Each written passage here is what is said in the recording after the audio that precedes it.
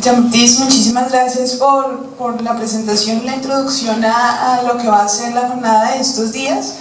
Quisiera invitar a la mesa a Adela Pellegrino, a Martín Cujas, a Julieta Bengoechea y a Fernando Esteban, quienes nos van a hablar sobre el estado de la movilidad humana, algunos nuevos datos e indicadores del Observatorio MICAL. La idea es que cada persona va a tener un tiempo para sus presentaciones y luego podremos tener un espacio para una serie de preguntas y luego nos iremos a la pausa de café. Entonces, sí.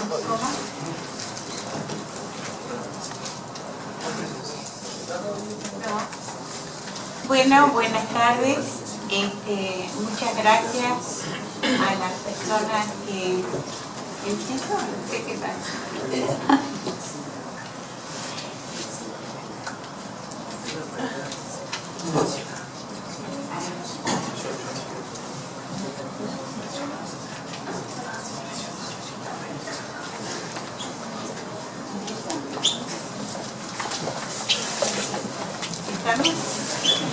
Bueno, agradezco mucho la invitación a todas las personas que han organizado este seminario y a la Unión Europea que ha financiado este proyecto, en el cual hemos trabajado durante un tiempo en el marco proyecto CIDESAL.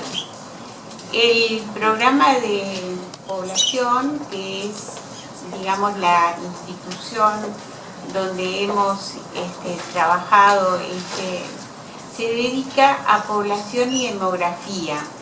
Su tarea fue la de identificar todos los datos posibles que podrían cuantificar y caracterizar la migración calificada en sus atributos principales demográficos, socioeconómicos y su distribución geográfica. El objetivo principal planteado en el proyecto es el de crear insumos que ayuden a proponer políticas. Se propuso crear un observatorio sobre este tema con referencia a América Latina, construyendo indicadores que permitan presentar estos movimientos. En segundo lugar, estamos presentando un libro que presentará trabajos monográficos con los resultados de estas investigaciones. Las fuentes básicas de esta información es de tipo estadístico, serán presentadas por Martín Cujas, pero también tratamos de indagar sobre las trayectorias y opiniones de los autores. En un trabajo que realizó Julieta Bengoechea, que está acá, ese trabajo no será presentado en esta ocasión, pero incluye entrevistas realizadas con migrantes calificados radicados en Madrid y la región de Cataluña, en los alrededores de Barcelona. Son zonas importantes de concentración de migrantes calificados.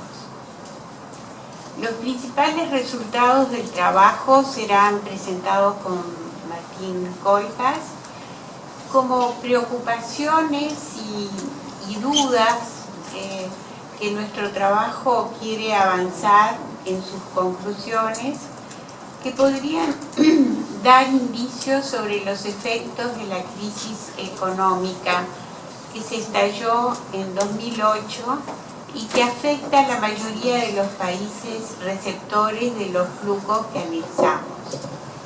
Los datos estadísticos en general aparecen con plazos relativamente largos y no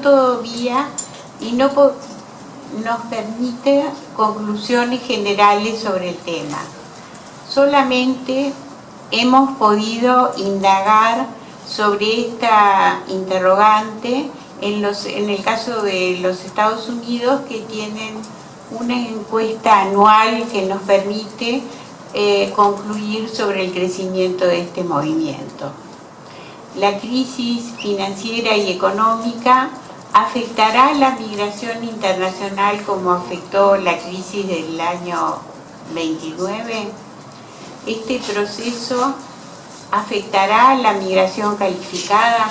Estas son nuestras preguntas, ¿no? Hay argumentos demográficos que abonan positivamente a esta pregunta.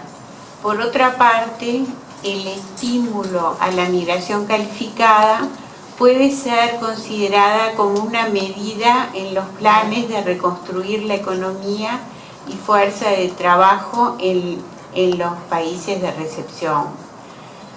Consideraciones sobre este tema enriquecería el análisis de esta reunión. Otro tema que nos preocupa, cuya índole es diferente, es sobre las definiciones de la migración calificada y sus tipologías. La definición de políticas sobre la migración calificada debe ser basada en flujos migratorios precisos. Cuando hablamos de brain drain o brain gain o circulation, ¿en qué estamos hablando? Las estadísticas han avanzado en conocimiento durante las últimas décadas, pero ahora debemos afinar sus definiciones y construir tipologías que permitan medidas de políticas apropiadas. Bueno, yo quiero presentar a Martín Conjas, que va a hacer ahora el informe sobre el trabajo más cuantitativo. Fernando Esteban, él va a presentar un trabajo sobre migración calificada en España.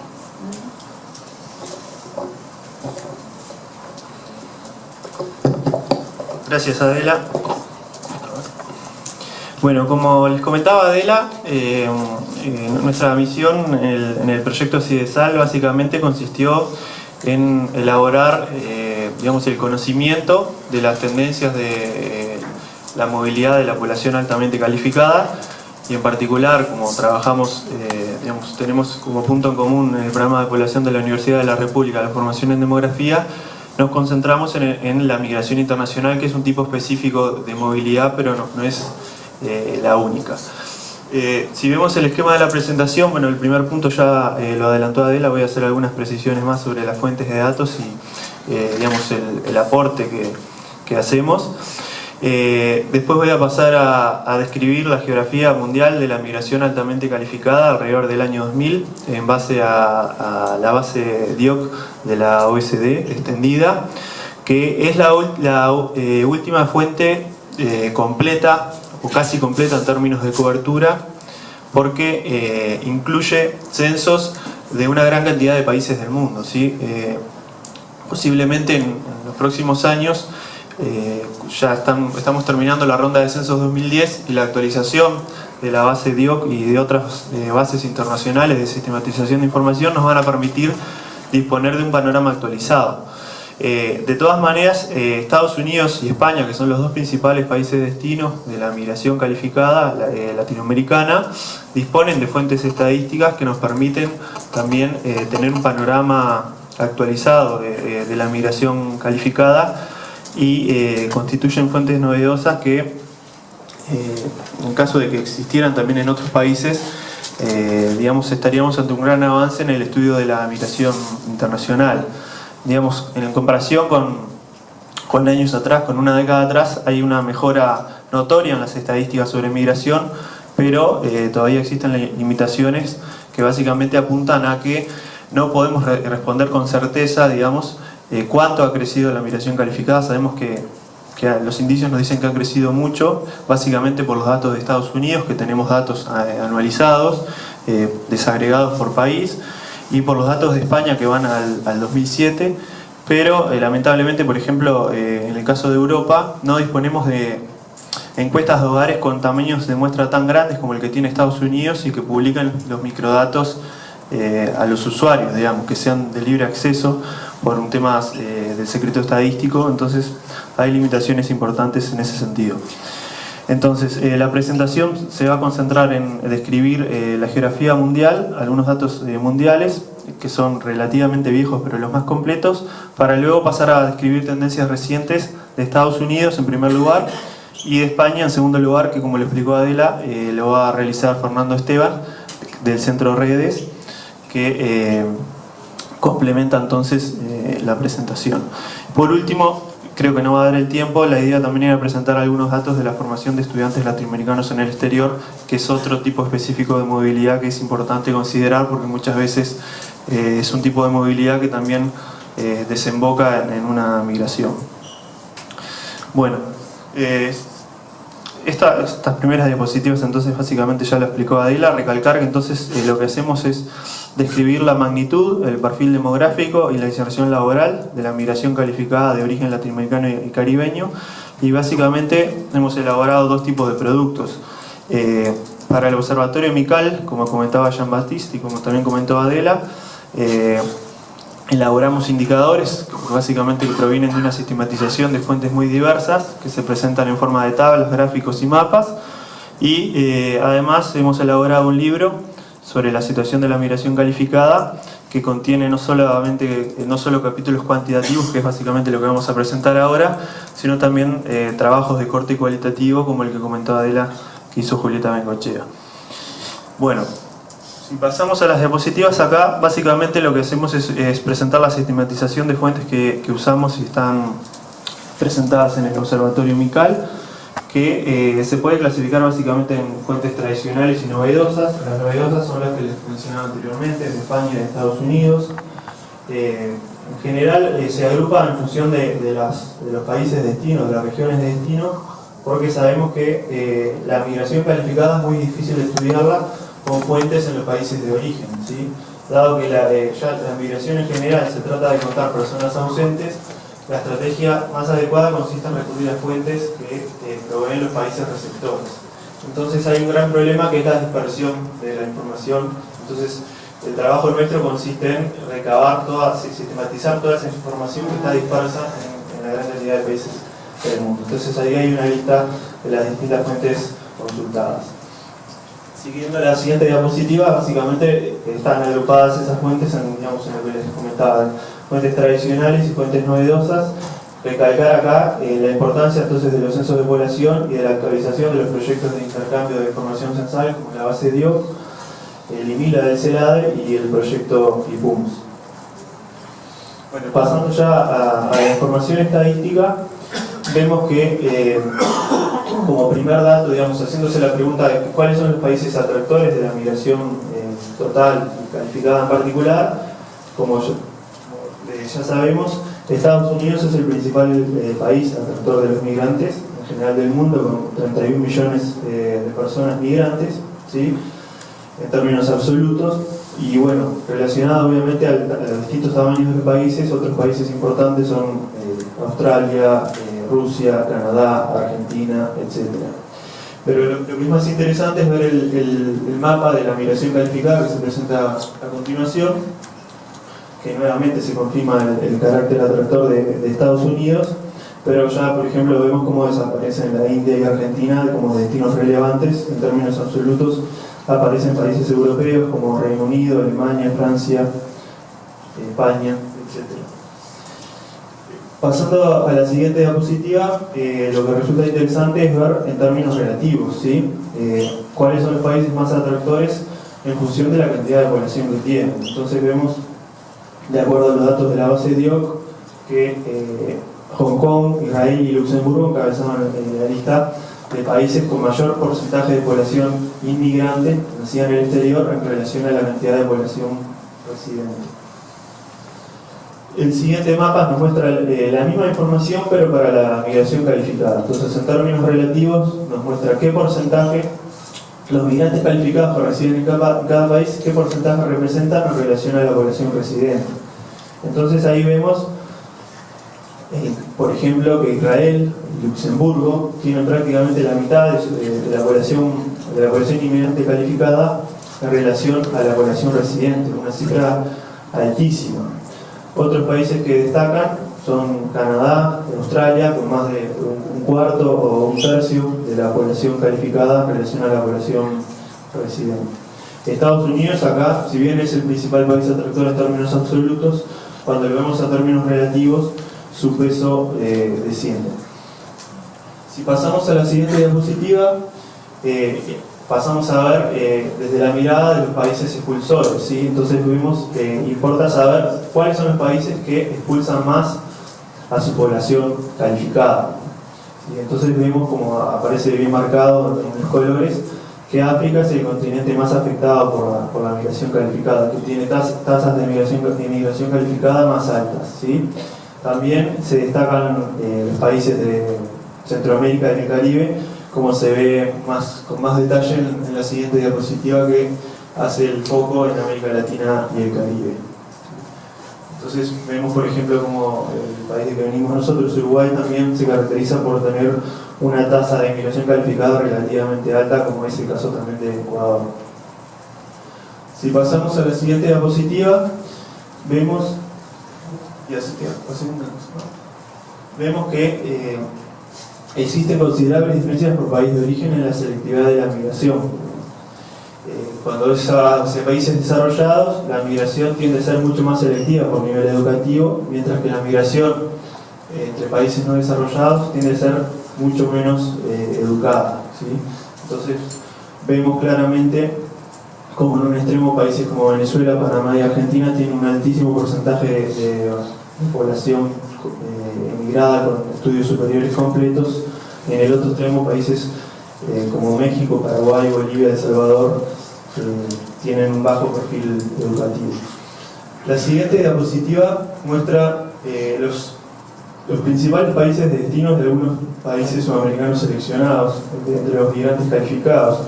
Lo que interesa mostrar acá es que el peso de los países desarrollados tiende a aumentar en la migración calificada. En particular, vemos por ejemplo que Estados Unidos es el destino principal para todos, con la excepción de Uruguay, de los países que están en la figura.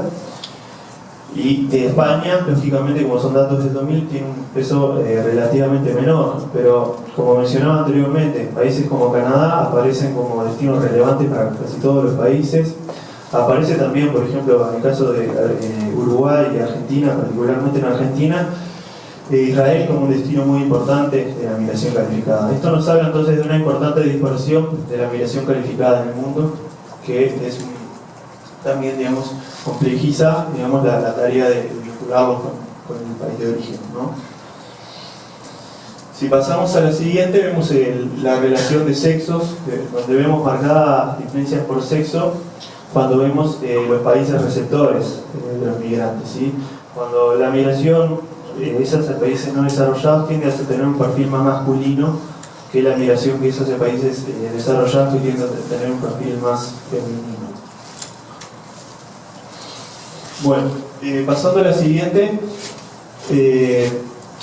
vamos a concentrarnos brevemente en el caso de Estados Unidos, donde una de las preguntas que mencionaba Adela en la introducción que hacía era ¿en qué medida aumentó la migración calificada en esta década? ¿Sí? Para el caso de Estados Unidos podemos responder esta pregunta con certeza, digamos, hay evidencia empírica fuerte gracias a la fuente de datos que tenemos, y nos permite ver que en la última década hay crecimientos sin precedentes.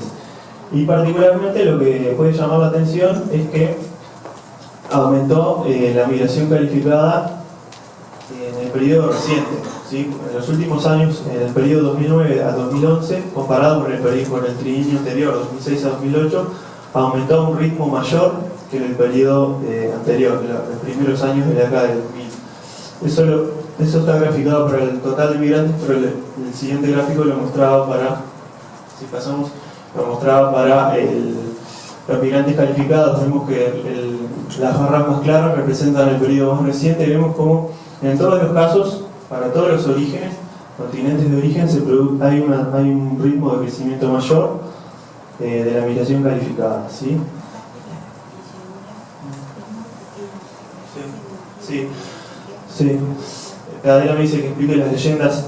Básicamente la barra más oscura es 2000 a 2006-2008 y la barra más clara es 2006-2008 a 2009-2011, ¿sí? Entonces el ritmo de crecimiento es mayor en los años recientes, ¿no? Para todos los orígenes, salvo para América Latina, que se mantienen, los latinoamericanos que se mantienen liberados. Perdón, eso era para el total. Bueno, entonces está explicado ahí un poco lo que les decía recién. Bueno, vamos a pasar estos gráficos que son para países, los siguientes, porque me voy a extender demasiado, pero básicamente era ver las mismas tendencias a nivel de países y básicamente haciendo una selección de países encontramos que Colombia registra un mayor crecimiento del total de inmigrantes en el periodo reciente, México un mayor crecimiento de la migración calificada en el periodo reciente, y Argentina y Uruguay bajan el ritmo de crecimiento de ambas categorías de inmigrantes, tanto la migración total como la inmigración calificada.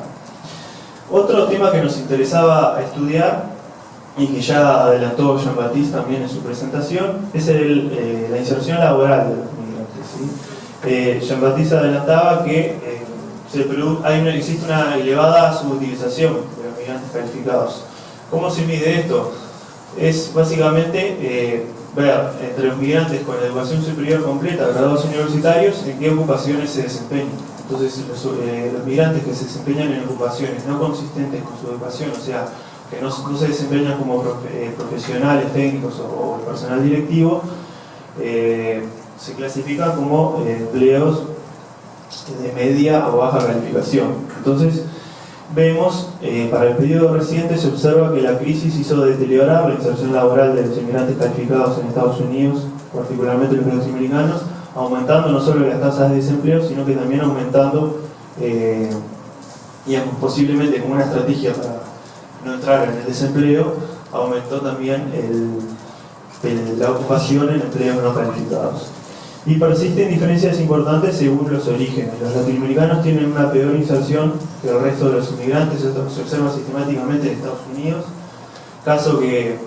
patrón que es notoriamente distinto para el caso de España, donde los latinoamericanos muestran mejores desempeños sistemáticamente que el resto de los inmigrantes. Posiblemente acá está incidiendo, por ejemplo, el manejo de la lengua como un factor de importancia. Y por otro lado, existen diferencias al interior de Latinoamérica también, donde sistemáticamente los sudamericanos suelen presentar mejores indicadores de inserción laboral, y especialmente los argentinos, posiblemente ligado a los temas de capital humano.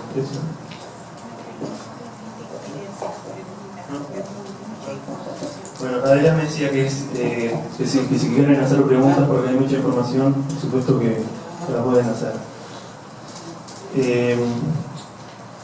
Bueno, acá básicamente después es un poco lo que les adelantaba con cifras, no sé cómo estoy de tiempo, no quiero aburrir demasiado, pero básicamente este primer gráfico muestra la subutilización, que serían las barras rojas representan el desempleo y las rojas representan la ocupación en empleos de media y baja calificación, y la verde la desocupación, mientras que las azules la ocupación en empleos calificados, ¿sí? Entonces vemos como hay notorias diferencias por origen, como les mencionaba, y como mencionaba también es bastante elevado el nivel de subutilización, especialmente los latinoamericanos. El siguiente gráfico muestra como aspecto interesante que les mencionaba que descendió, casi no se ve la barra más clara que es el periodo reciente, pero sistemáticamente fue descendiendo el porcentaje de personas migrantes graduados universitarios que se desempeñan en empleos calificados, ¿sí? Entonces, para el 2000, siempre para todos los orígenes, era mayor la ocupación en empleos calificados. O sea que el crecimiento de la migración calificada fue acompañado de un descenso, digamos, de un empeoramiento de las condiciones de trabajo de los migrantes calificados, en el sentido de que tendieron a ocuparse más en empleos para los que están sobrecalificados. Lo mismo el gráfico siguiente, que ya se los comenté también, se los adelanté, que muestra las tasas de desempleo comparando entre países, y el siguiente gráfico para los de educación superior, los que no tienen educación superior. Básicamente lo que se observa, como se presumía, es un crecimiento de la tasa de desempleo que se da para todos los orígenes y que parece haber sido mayor para los migrantes calificados en relación al resto de los migrantes. O sea que la crisis hizo aumentar más el desempleo, digamos, para los migrantes calificados. De todas maneras, evidentemente sigue siendo mayor el desempleo para los migrantes no calificados. Bueno, por último, el último gráfico para el mercado laboral era relativo a los salarios, que lo voy a saltear para darle paso a Fernando Esteban, que nos va a hablar entonces del caso de España.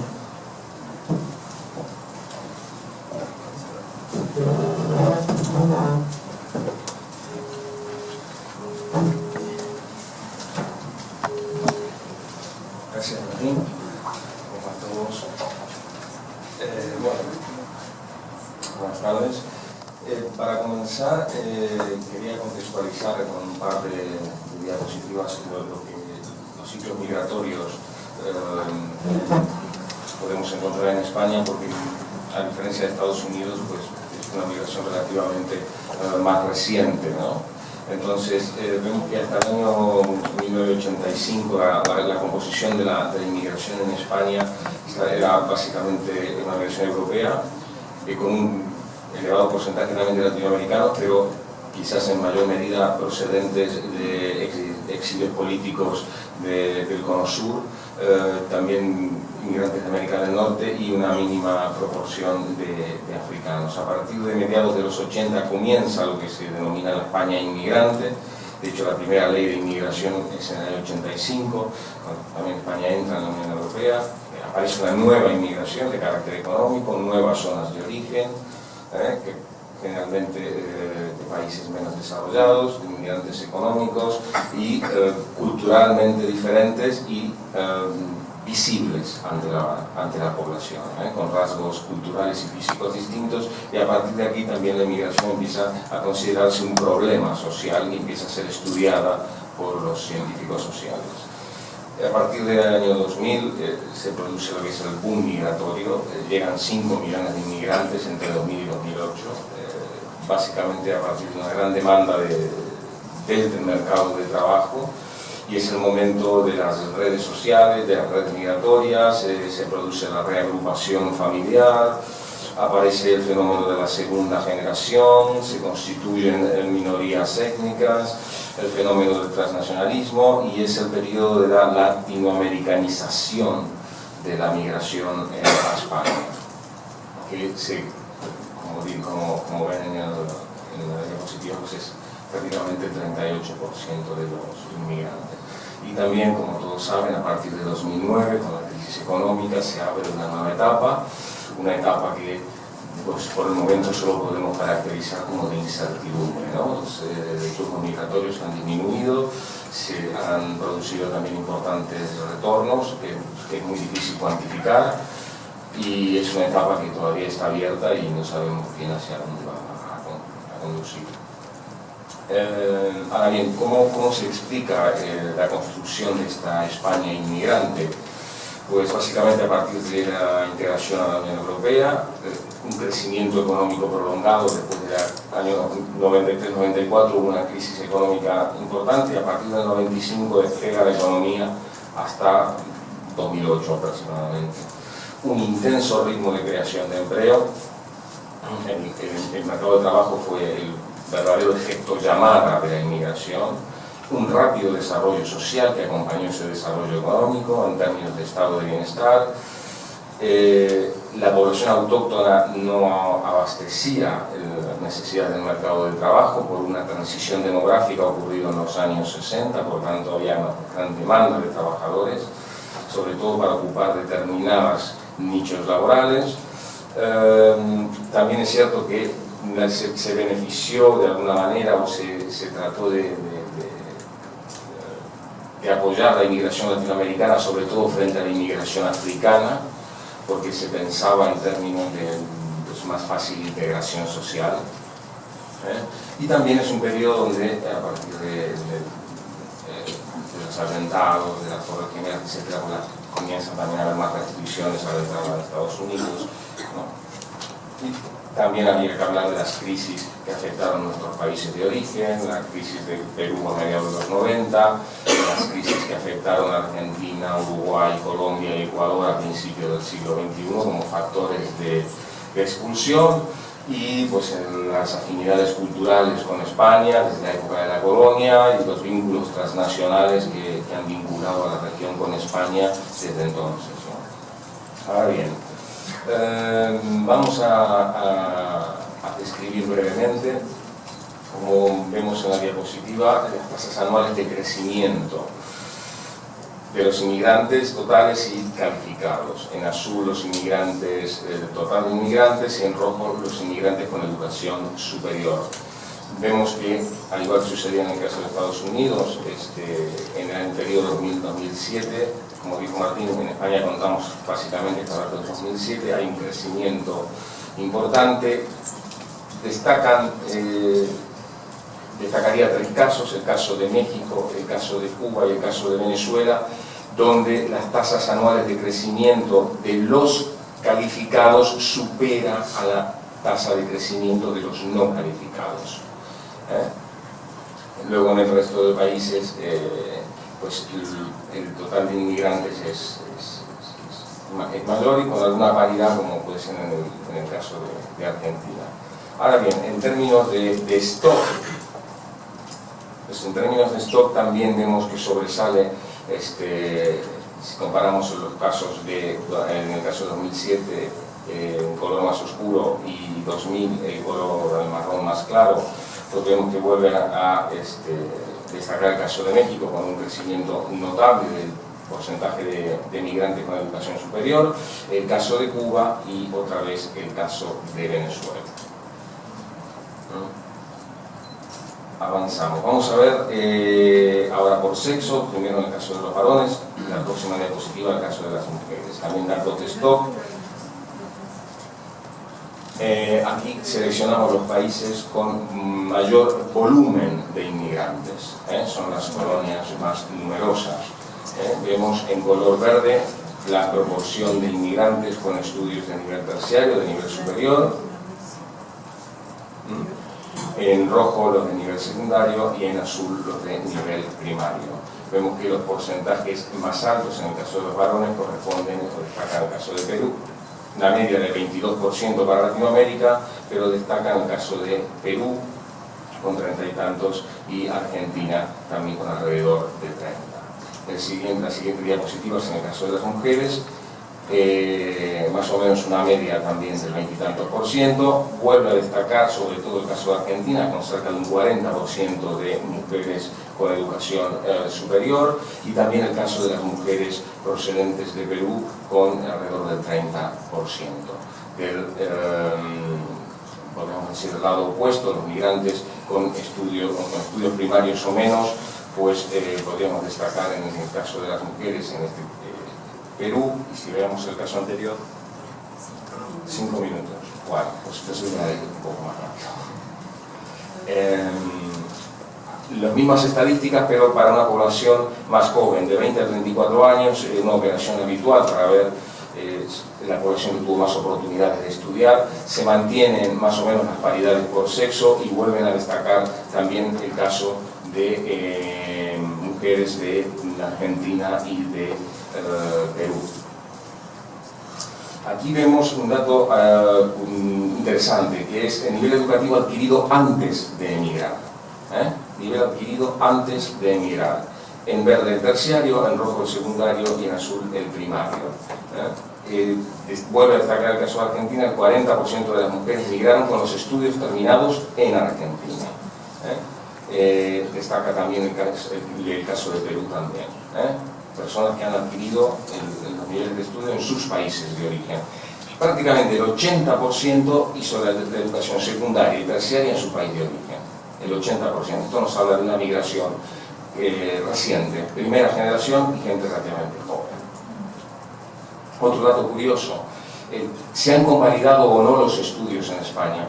Porque es importante, porque para ejercer determinadas profesiones es importante homologar el título, es decir, que sea reconocido por las autoridades, por el gobierno. Prácticamente un tercio no homologó sus estudios terciarios de los latinoamericanos. Los que más lo homologaron están los argentinos, también colombianos y peruanos. Iba a hablar del mercado de trabajo, lo voy a hacer muy rápidamente. Esta diapositiva tiene como función mostrar que el mercado de trabajo de 1996 a 2012 creció muchísimo. Estamos hablando de 8 millones prácticamente de nuevos puestos de trabajo. Se crearon 8 millones de puestos de trabajo en 10 años prácticamente. Es el verdadero efecto de llamada de la migración. Una parte, o la gran parte, cubierta por autóctonos, pero también una parte cubierta por inmigrantes. Ven como a partir de 2008 desciende, producto del desempleo del que vamos a hablar luego, si hay tiempo. A la hora de hablar de la ocupación de la población entre 16 y 64 años, esto es toda la población en total. Nos fijamos que los inmigrantes ocuparon los puestos de trabajo que estaban por debajo de la pirámide ocupacional, los puestos de trabajo manuales, básicamente.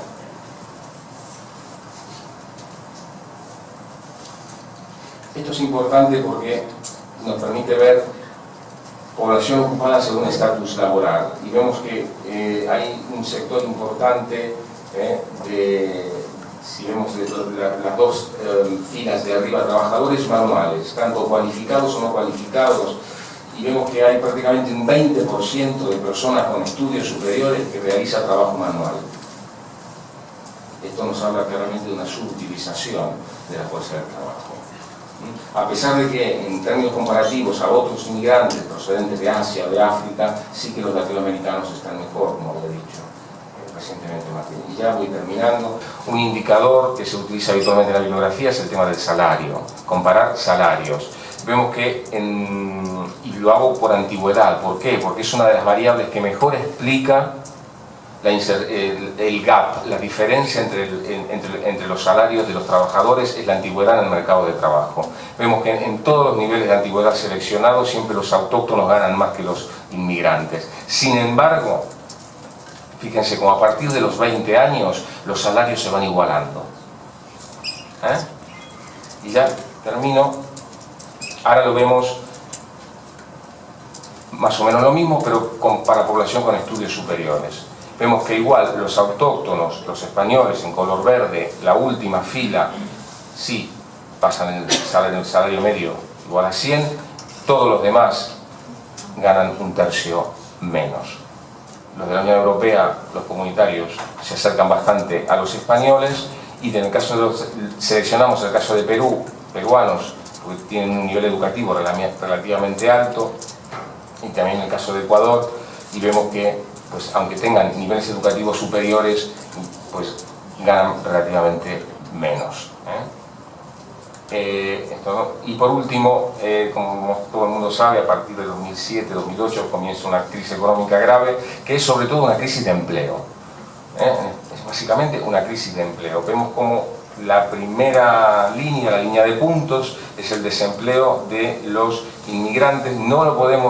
No son datos fiables si lo desagregamos por país de nacimiento y nivel de estudios. No nos permite la encuesta de población activa hacer esa desagregación y mantener la fiabilidad de los datos, porque es una encuesta relativamente más pequeña que la que se hace en Estados Unidos, pero sí vemos que el desempleo ha afectado a los autóctonos, pero especialmente más a los inmigrantes. También podríamos ver que han afectado más a los jóvenes que a los mayores, y también ha afectado a todo el mercado de trabajo, incluso a aquellas personas con niveles educativos superiores.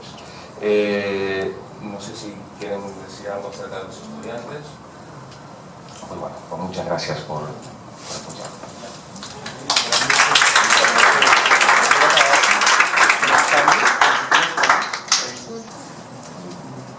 ¿Alguna pregunta?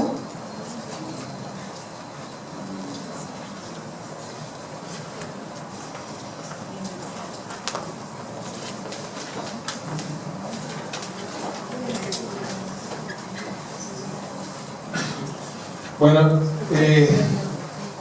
digamos, retomando también algunos temas presentados en algunas discusiones dentro del grupo, quería hacer un comentario sobre el problema del nivel de calificación y una pregunta para Martín sobre la base de Estados Unidos. Pero si es posible, porque hasta donde yo conozco, que no mucho, en educación superior está incluyendo desde formación de 2 años hasta doctorado. ¿Sí? Desde associate hasta doctorado. Sí. En realidad, Sí.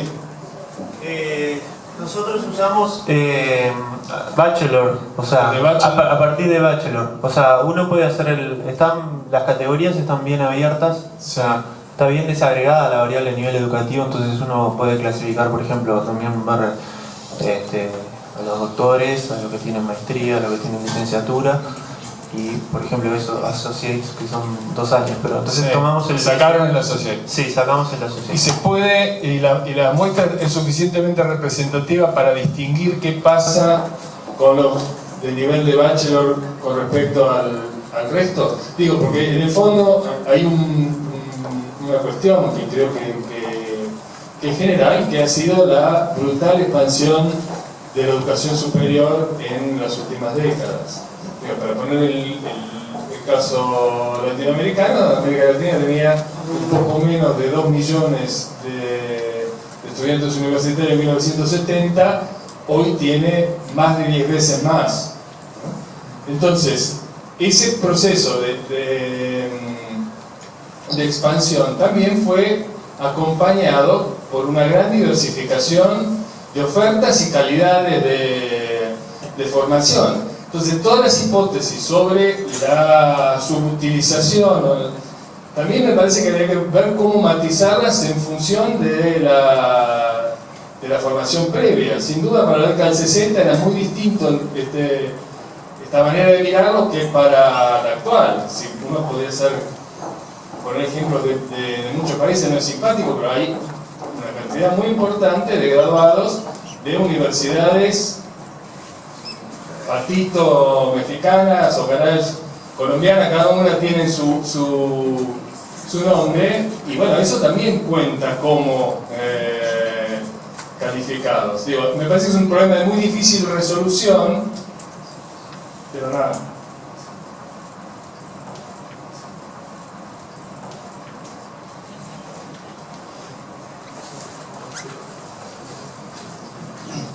Muchas gracias por la presentación. Mi nombre es Javier Verástegui, represento a Concitec de Perú. Ahí estamos interesados, recientemente ha habido un cambio de la gestión de Concitec, estamos interesados en cómo poder atraer a los talentos, tanto peruanos como extranjeros que están fuera, porque las capacidades de científicos en el Perú no nos van a permitir cubrir el mayor aumento de oferta de dinero y de decisiones políticas para crecer en innovación y en investigación. Entonces no podemos hacerlo con los recursos que tenemos adentro. No sé si dentro del trabajo que ustedes han realizado para el mundo, Estados Unidos y España, han llegado a segregar los niveles más elevados de la formación terciaria y, si es posible, si han llegado a identificar porcentajes o demográficamente cuáles son los pesos de los científicos ya calificados de los países de América Latina que están en la diáspora de países del norte, como España y Estados Unidos. Si han llegado a ese nivel o solamente han presentado en forma más agregada los que tienen estudios superiores nada más. Queremos nosotros identificar un poquito más. Claro, como lo ha dicho también Jean-Baptiste, hay ese trabajo importante que hacer, que es identificar, ¿no?, y rastrear dónde están los recursos que quisiéramos conectar, no solamente para atraerlos al país, sino para hacerlos trabajar en red con nuestros investigadores.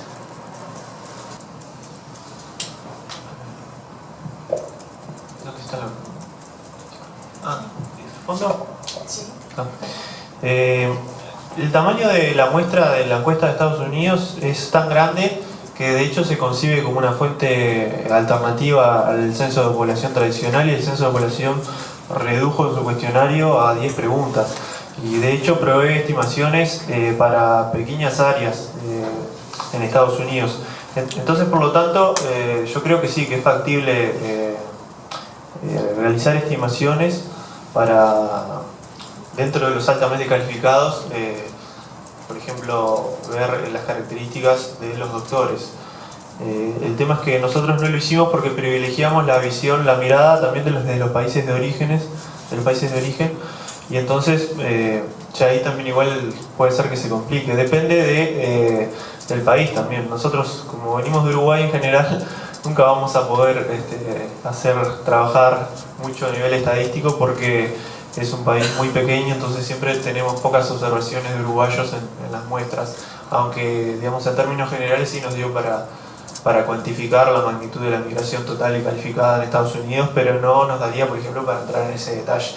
Yo no recuerdo exactamente ahora el tamaño de la migración peruana, pero posiblemente sí, y Argentina también, sin dudas. ¿Alguien más?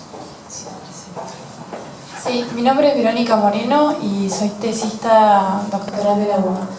Quería preguntarles, ustedes mostraron las fotografías de las magnitudes de la inmigración por países, y si al ver esa fotografía hicieron algún tipo de lectura entre el nivel de inmigración que cada país ostentaba en relación con las políticas públicas que los países impulsan en ese sentido. Gracias.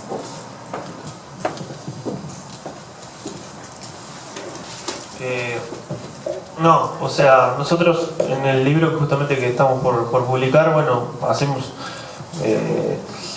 donde justamente presentamos un poco las características a nivel descriptivo, también hacemos un análisis de los factores atractores y expulsores, digamos, que relacionados, explicativos a la migración calificada, pero digamos que no llegamos a hacer un análisis tan detallado, profundo, relacionando también digamos, incorporando variables a nivel de los países de origen, como para explicar, por ejemplo, diferencias entre los países. Pero de hecho es algo que pensábamos hacer ahora también para una ponencia que teníamos pensado para Estados Unidos. ¿Alguna otra pregunta? Ay. Gracias. Me llamo Gabriela Tejada, vengo de la Escuela Politécnica Federal de Lausanne. Y son dos cosas. La primera es una observación con respecto a lo que mencionaron tanto para el caso general como para el caso de España, que esa diferencia en términos de género, que son las mujeres más calificadas, o hay más mujeres calificadas las que van a España y también tienen un nivel de mayor calificación las que migran. ¿Cuál puede ser la explicación de esto? Supongo que lo habrán discutido, esa es una cosa. Y la segunda cosa que me interesa saber es en relación a los estudiantes y con respecto específicamente a España. Ustedes se interesaron también por el perfil de estos migrantes y me gustaría, bueno, saber un poco, sé que lo iban a explicar, pero a lo mejor no tuvieron tiempo, cuáles son las dinámicas en el sentido de que si hay una buena parte de la migración de los países latinoamericanos hacia España, que en sus inicios es por estudios y después se convierte en una migración laboral.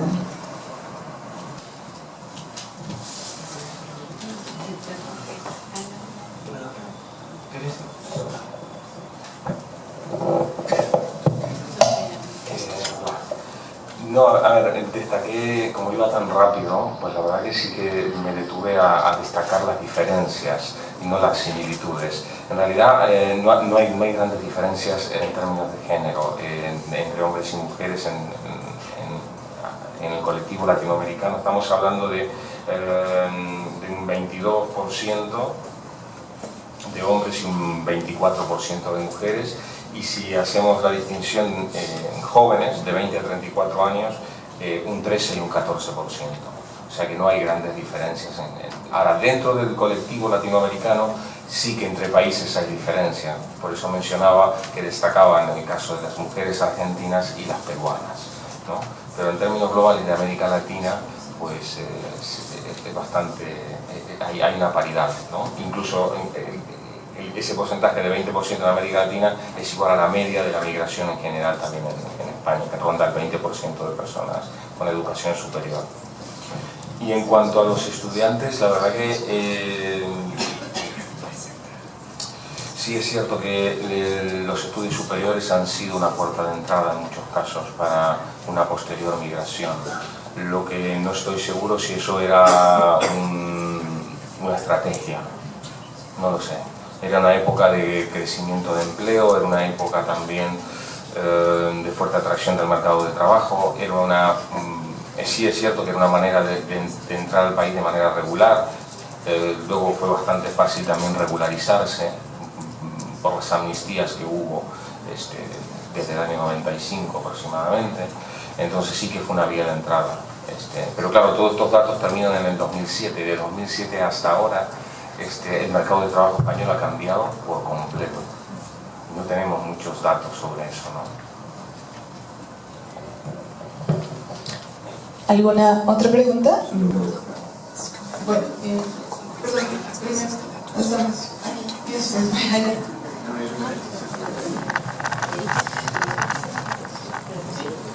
Solo es una precisión muy breve. No, yo quería recordar, que es un dato que no es menor, que en varios países hay una feminización creciente de los estudios terciarios y algunas carreras se han completamente feminizado, como los estudios médicos, por ejemplo. Hay un número muy importante de mujeres en relación al número de hombres. En el caso de Uruguay en particular, desde hace varios años se asiste a un número creciente de mujeres frente a varones en todas las carreras universitarias.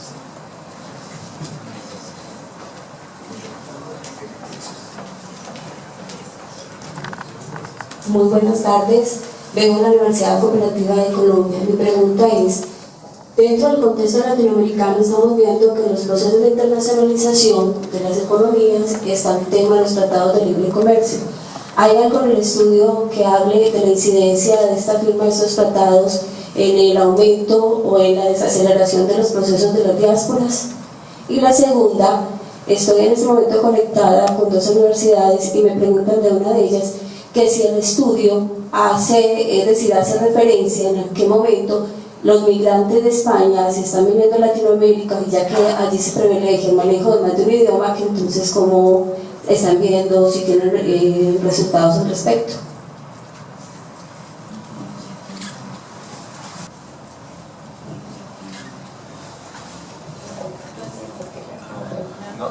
¿Me puedes repetir la última parte, por favor, de la pregunta? Porque no me quedó claro.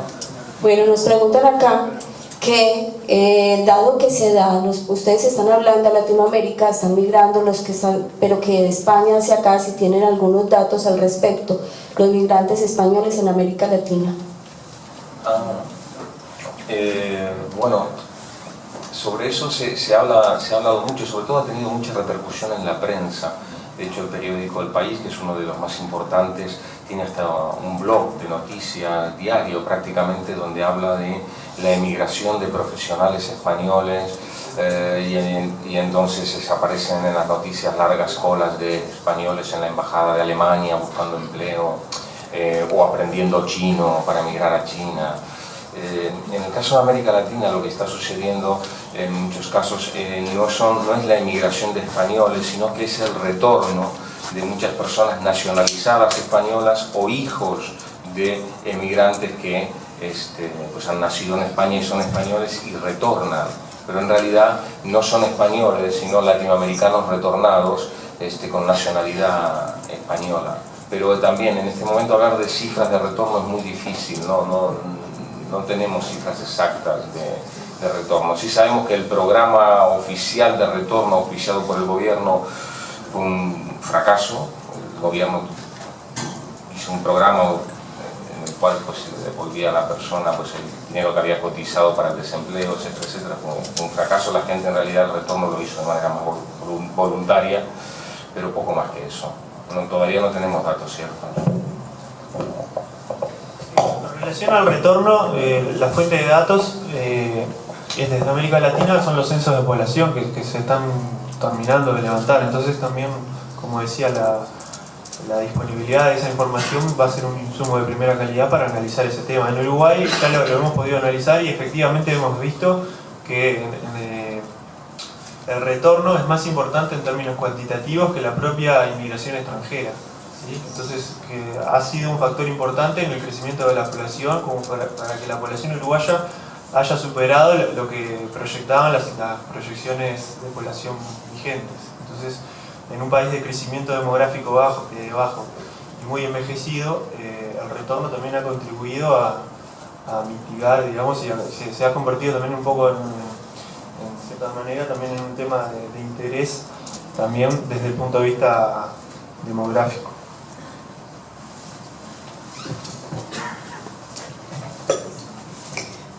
Buenas tardes. Primero quiero que, mi nombre es Molly Pollack, vengo de Chile y estamos a cargo de una red que se llama Chile Global, que es una red de chilenos profesionales con cierto nivel de calificación que residen en el exterior. Mi pregunta en realidad es un poco interesada. A mí me parece excelente lo que ustedes están haciendo. Nosotros, la verdad, tenemos esta red, sin embargo nos falta harta información sobre dónde están los chilenos, qué hacen, y ustedes tienen por lo menos lo que vi para Estados Unidos y para España. Entonces mi pregunta es, en el caso de Estados Unidos, si tienen acceso, si tienen también información por estado dentro de Estados Unidos. Porque la red nuestra, nosotros está muy centrada en Estados Unidos y Canadá, y en realidad tenemos datos pero muy globales, y nos interesaría saber cuánto hay en California, cuánto hay en Nueva York, etc. Esa es la pregunta. La otra es, muy interesada, es si podemos tener acceso a algo de la información de ustedes y al estudio que nos encontramos que nos serviría mucho, sobre todo conocer lo que está pasando con los chilenos en el exterior. Gracias. Sí, nosotros estamos publicando un libro que lo podemos enviar, pero además también los datos van a estar en la página del observatorio. O sea que todos los datos que tengamos son públicos. En relación a tu pregunta sobre la distribución territorial, o sea, por el lugar de residencia a nivel de estado, depende o sea, el tamaño de muestra es muy grande y hoy, por ejemplo, para los mexicanos con toda seguridad se puede saber, tener una estimación por estado. No estoy seguro si para el caso de los chilenos, porque son muchos estados, pero a nivel de regiones de Estados Unidos con seguridad también, por lo menos una estimación.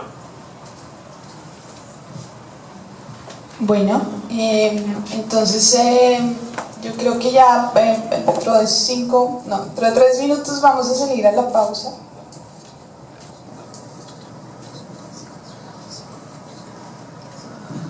Bueno, me acaban de confirmar que vamos a hacer 2 presentaciones muy cortas de 5 minutos. Mientras tanto, solo les quiero recordar las cosas. Ahora cuando salgamos al café están los programas disponibles para aquellos de ustedes que no lo hayan reclamado. Eso es una de las cosas, está en español y en inglés. Y la otra es que esta noche el evento prevé la realización de una cena, pero hay que inscribirse. Entonces ahorita, por favor, quienes estén interesados en participar, dejan su nombre también con Marisabel y con Alejandra, ¿cierto? que están en la mesa afuera. Entonces las presentaciones son de... El proyecto CIDESAL, una de las actividades fue la confección de bases de datos sobre profesionales calificados en el exterior para cada uno de los países. Así como hay una para Argentina y una para Colombia y otra para Uruguay, yo simplemente voy a contar algunos rasgos de esta base. La base, para estas bases hay un par de problemas que resolver. Una es identificar, y armando listas de, en este caso, investigadores argentinos residentes en el exterior. Lo que vimos hasta ahora son desinformación estadística, bueno, ahí no tenemos los nombres ni mucho más de detalle. Entonces, esto, como vamos a ver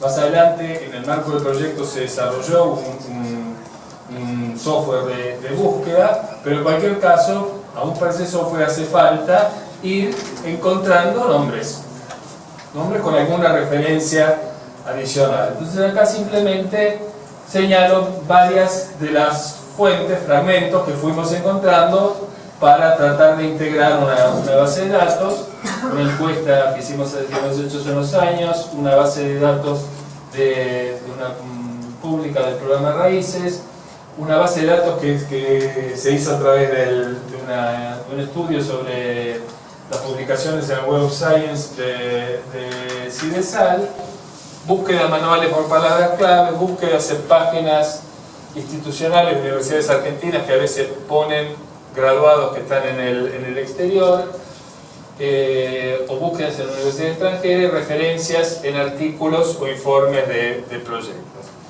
Y ahí conseguimos armar una base con unos 2.500 investigadores identificados que, de acuerdo con nuestras estimaciones, representan más o menos entre un tercio y un 40% de los investigadores argentinos residentes en el exterior. En la medida en que los investigadores, a diferencia de otros grupos de profesionales altamente calificados, suelen exponer bastante su vida en la web, sea a través de currículos completos o pequeñas notas biográficas, lo que tratamos de hacer fue, revisando los currículos, tratar de armar una base con todos estos campos: nombre y apellido, sexo, tratar de estimar un rango de edad, instituciones de realización de los estudios universitarios de grado, de maestría, de doctorado, disciplina de formación, campo de conocimiento de formación, país de residencia actual, ciudad de residencia actual, institución de trabajo actual, departamento o área dentro de la institución, cargo, tipo de institución e información de contacto, correos electrónicos y o páginas web. Para varios de estos campos tuvimos alta cobertura. Sexo, por ejemplo, ese es pero aún, digamos, creo que en general, salvo, bueno, hay algunos en los que los estudios de maestría no aparecen, esos están peor cubiertos. Hay varios que no tienen página web, pero sí tienen el correo electrónico, casi todos. Entonces tenemos una base razonablemente completa. Todavía no empezamos a trabajarla más intensivamente, pero ustedes se pueden imaginar algunos de los indicadores que se pueden obtener y que, a mi juicio, integrados con otra información sobre el sistema argentino, pueden dar algunas pistas interesantes. 3 ejemplos nada más. Uno de distribución por universidad de formación de grado, ¿sí? Más de la mitad de los 2.500 que localizamos hicieron sus estudios de grado en la Universidad de Buenos Aires, ¿sí? La Universidad de Buenos Aires representa hoy más o menos el 15% de los titulados de grado. Pongamos, hace 25 años podría representar un cuarto, pero entre los investigadores que residen en el exterior representa más de la mitad, ¿sí? La Universidad de La Plata el 8%, la Universidad de Córdoba el 5,5% y después el resto de las universidades nacionales con porcentajes mucho menores. La base permite también algunas cosas interesantes. Mira, tratando de cruzar esto por disciplinas, si uno encuentra, por ejemplo, que el Instituto Balseiro en el campo de la física tiene un porcentaje significativo de los investigadores argentinos residentes en el exterior, aun cuando se reciben 5 o 6 por año, ¿no? El segundo, de distribución por campo de conocimiento, con un claro predominio de las ciencias exactas y naturales, pero con pesos relevantes también de las ciencias sociales. Pero sobre todo en el área en la que históricamente se constituyó con más fuerza el sistema científico argentino, que es en las ciencias biológicas y médicas, hay una presencia muy destacada de investigadores en el exterior. Y finalmente, alguna distribución por país de residencia, ¿sí? Acá también puede haber algunos sesgos de la base, porque la información de las universidades estadounidenses suele ser más abierta que en otros países. Yo creo que es un poquito menos, pero de cualquier manera el orden de magnitud que nosotros habíamos estimado para el conjunto de la población de investigadores argentinos en el exterior utilizando otras fuentes era del orden de poco más de 40% en Estados Unidos. Acá tenemos el 46%, y después el resto de los países: España, Reino Unido, Canadá, Brasil, Francia, Israel, México, Alemania, y un 14% restante. Entonces, simplemente quería mostrar estos datos, y bueno, esto también vamos a estar trabajando y tratando de proporcionar información sobre algún subconjunto específico con un nivel de detalle y profundidad mayor. Gracias.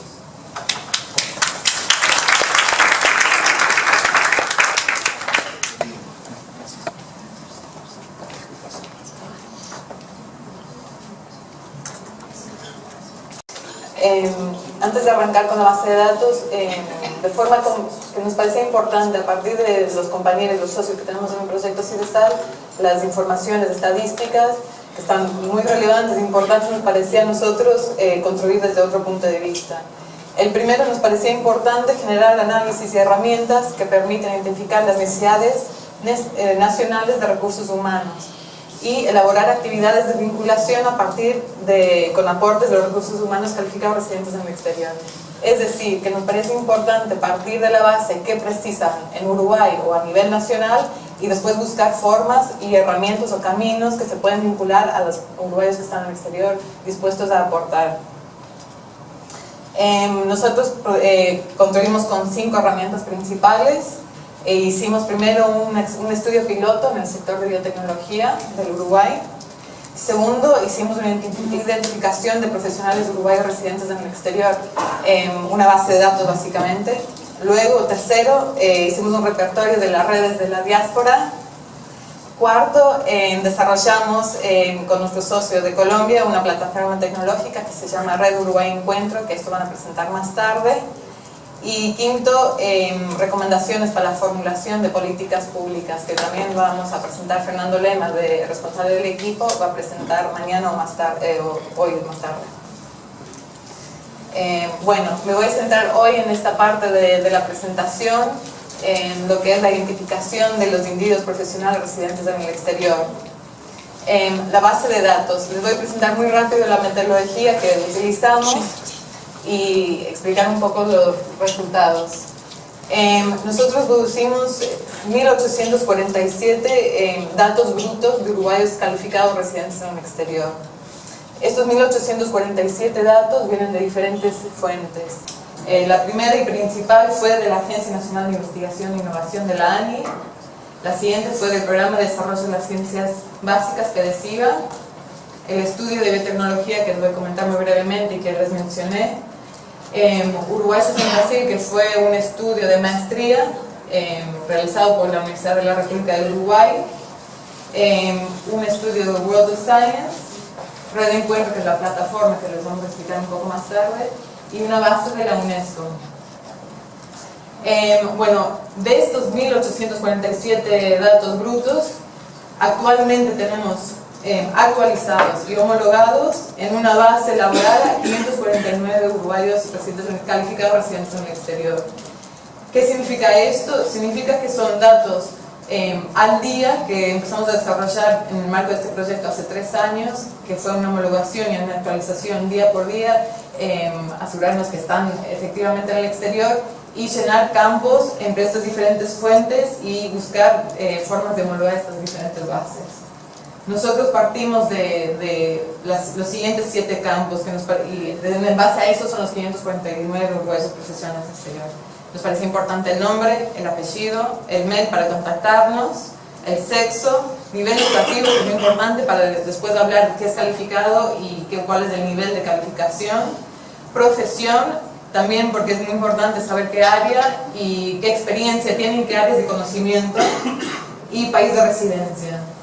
Ahora paso a Natalia, que les va a explicar brevemente un análisis muy general de estos 549 calificados que están en el exterior, hacer una revisión de lo que fuimos encontrando en la base.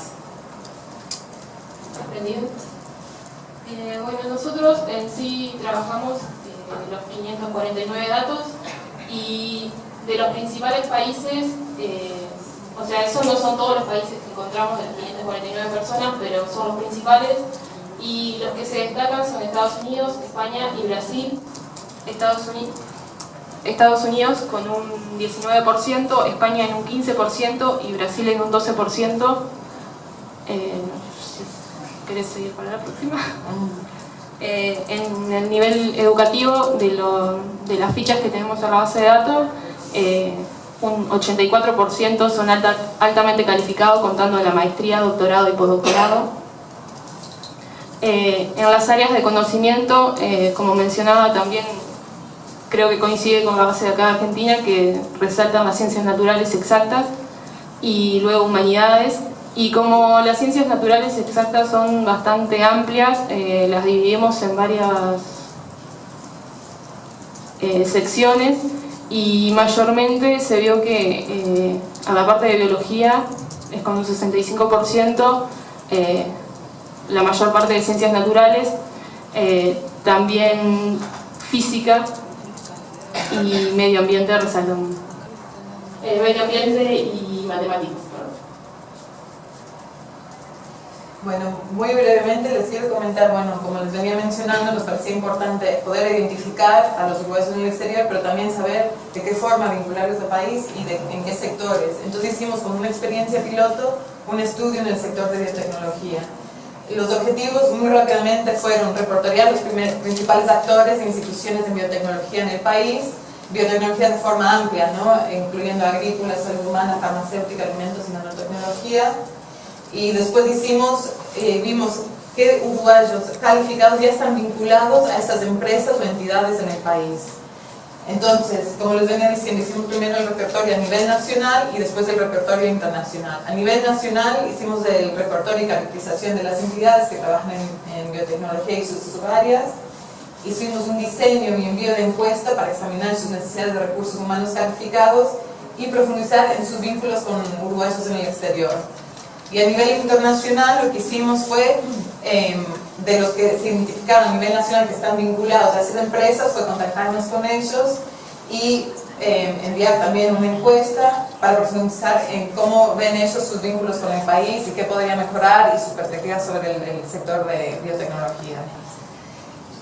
A grosso modo, tres principales resultados. A nivel más general, el sector de biotecnología en el país es creciente y estratégico para el desarrollo del país. Nosotros armamos una base de 42 entidades y del envío de la encuesta tuvimos 32 respuestas. Segundo resultado, los profesionales altamente calificados en el exterior están ya vinculados a este sector de biotecnología. Encontramos que de las 32 respuestas de las instituciones hay 44 uruguayos calificados residentes en el exterior que actualmente están trabajando para empresas o instituciones desde el exterior o de forma circulatoria. Y finalmente, juntando estas dos, lo que queremos llegar es decir que los uruguayos en el exterior calificados ya están vinculados a ciertos sectores de innovación y están aportando la innovación en ciertos sectores del país. Entonces, pensar capaz que más adelante para la sección de políticas públicas, cómo aprovechar este papel que tienen y la potencialidad que tienen, tanto para este sector como para otros sectores en los países. Bueno, con eso cierro, capaz que ya vamos al café, me parece. Acá están nuestros contactos, la fundación, la plataforma que después le vamos a presentar y mi mail. No, eso no para